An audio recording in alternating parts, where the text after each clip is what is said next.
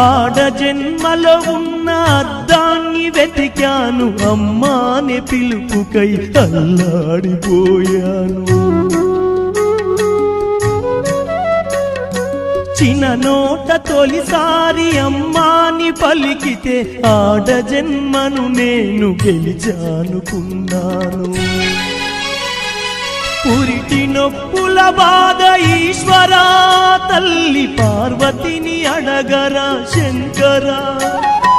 పురిటి నొప్పుల బాధ ఈశ్వరా, తల్లి పార్వతిని అడగరా శంకరా.